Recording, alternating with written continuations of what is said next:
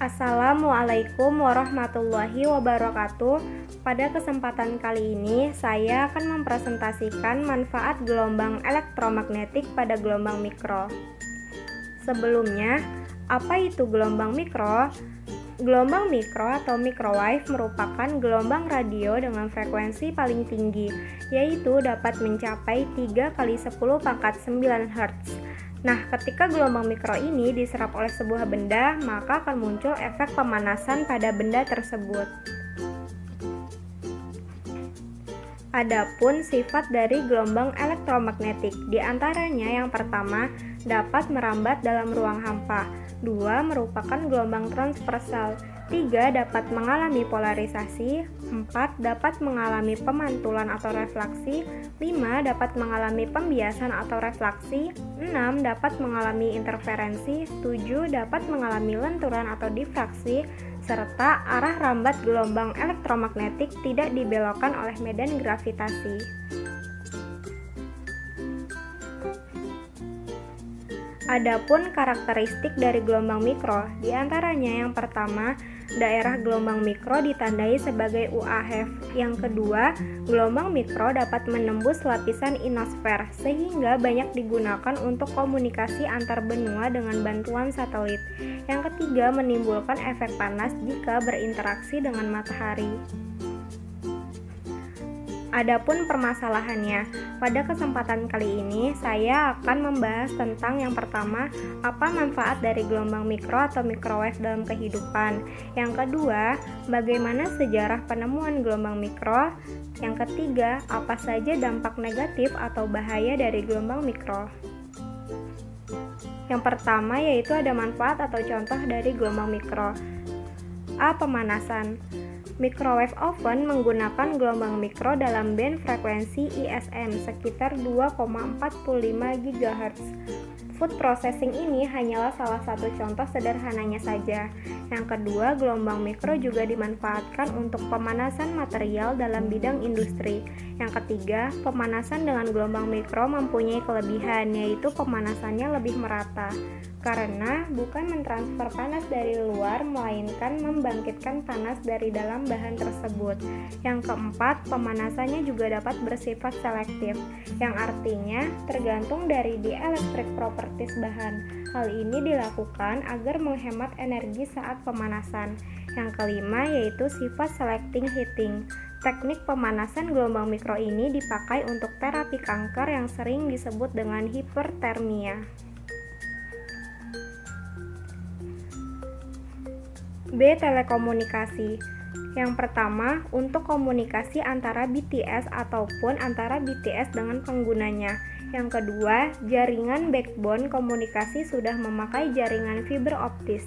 Yang ketiga, untuk komunikasi ke end user operator GSM di Indonesia memakai frekuensi sekitar 800, 900, dan 1800 MHz. C. Radar dan navigasi. Yang pertama, radar memakai gelombang mikro untuk mendeteksi suatu objek. Sesuai dengan namanya, radio detection and tracking. Radar memanfaatkan pantulan gelombang dari objek tersebut untuk pendeteksian. Meskipun sinyal sangat lemah, tetapi dapat dikuatkan kembali sehingga objek bisa terdeteksi. Yang kedua, radar biasa dipergunakan untuk mendeteksi benda bergerak. Pantulan tersebut berasal dari polarisasi horizontal, vertikal, maupun sirkular. Yang ketiga, pada sistem radar, pengolahan sinyal memainkan peranan yang penting untuk mengurangi interference. Yang terakhir yaitu radar memancarkan dan menerima sinyal pantulan secara bergantian dengan sistem switch. Begitu juga dengan GPS. GPS mempunyai prinsip yang sama dengan radar. Setiap satelit secara periodis mengirimkan pesan yang isinya adalah waktu pengiriman pesan dan informasi orbit satelit. Receiver GPS akan menghitung jarak receiver dengan setiap satelit yang mengirimkan pesan-pesan tersebut. Dengan membandingkan jarak antara beberapa satelit ini dapat ditentukan letak GPS receiver tersebut. Adapun cara kerja dari gelombang mikro, diantaranya yang pertama bantuan dari antena, perangkat penerima, dan peralatan lainnya yang dibutuhkan untuk transmisi data komunikasi dengan gelombang mikro. Yang kedua, sinyal gelombang mikro dapat melakukan transmisi data dengan kecepatan mencapai 45 MB per sekon. Yang ketiga, pemasangan pusat dari gelombang mikro ini harus diperhatikan sekali letak dan posisinya untuk menghindari kemungkinan gangguan. Yang kedua yaitu sejarah penemuan gelombang mikro atau microwave. Nah, dari mana sih gelombang mikro ini berasal? Menurut John C. Mather dan George F. Smoot, gelombang mikro ini berasal dari ledakan Big Bang.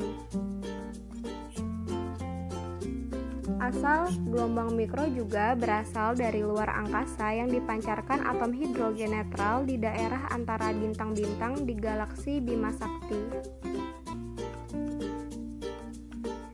Adapun panjang dan frekuensi gelombang mikro. Gelombang mikro, gelombang elektromagnetik yang mempunyai panjang gelombang 1 meter sampai 1 mm atau frekuensi 300 MHz sampai 300 GHz.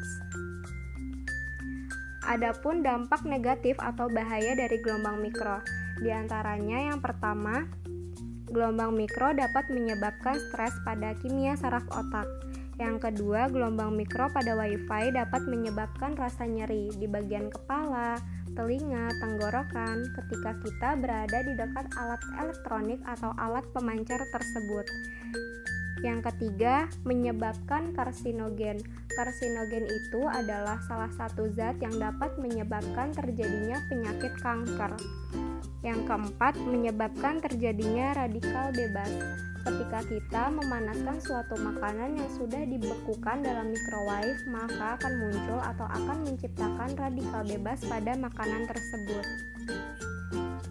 Yang kelima, yaitu menghilangkan nutrisi. Beberapa penelitian sudah membuktikan mengolah dan menghangatkan makanan dalam microwave lalu asupan vitamin dan mineral pada makanan tersebut hilang. Yang keenam, resiko terjadinya anemia. Jadi, ketika kita mengonsumsi makanan yang dihangatkan atau dipanaskan dengan menggunakan microwave dalam waktu yang cukup lama, itu dapat menyebabkan terjadinya penurunan jumlah hemoglobin. Oleh karena itu, gelombang mikro dapat mempengaruhi atau dapat memicu terjadinya resiko anemia. Sumber gelombang mikro, diantaranya yang pertama matahari. Matahari termasuk sumber gelombang mikro walaupun sebagian besar gelombang mikro terhalang oleh atmosfer bumi. Yang kedua, alat tabung vakum.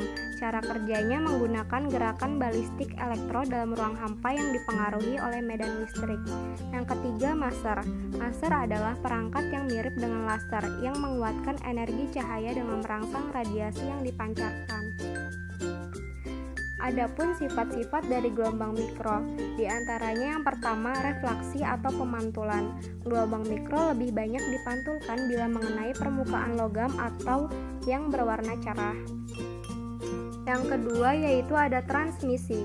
Gelombang mikro dapat melalui atau melewati benda atau material yang mempunyai sifat dielektrik atau perlawanan arus listrik yang kecil. Yang ketiga ada absorpsi atau penyerapan. Gelombang mikro diserap oleh benda atau material yang mempunyai sifat dielektrik yang besar, seperti makanan dan benda yang mempunyai permukaan berwarna gelap. Adapun pemanfaatan gelombang mikro dalam bidang lain, di antaranya yang pertama bidang militer, membuka lahirnya radar. Cara kerja radar adalah dengan mengirimkan gelombang elektromagnetik menuju sasaran atau target. Yang kedua bidang komunikasi. Siaran televisi dari daerah-daerah terpencil bisa dilakukan dengan bantuan microwave. Data-data komputer juga dikirimkan melalui gelombang mikro ini. Yang ketiga yaitu ada bidang kesehatan.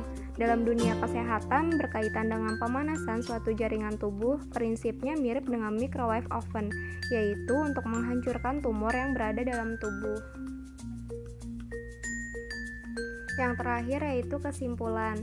Jadi dapat disimpulkan bahwa gelombang mikro atau microwave merupakan bentuk gelombang radio yang beroperasi pada frekuensi tinggi dalam satuan gigahertz yang meliputi kawasan UHF, SHF, dan EHF.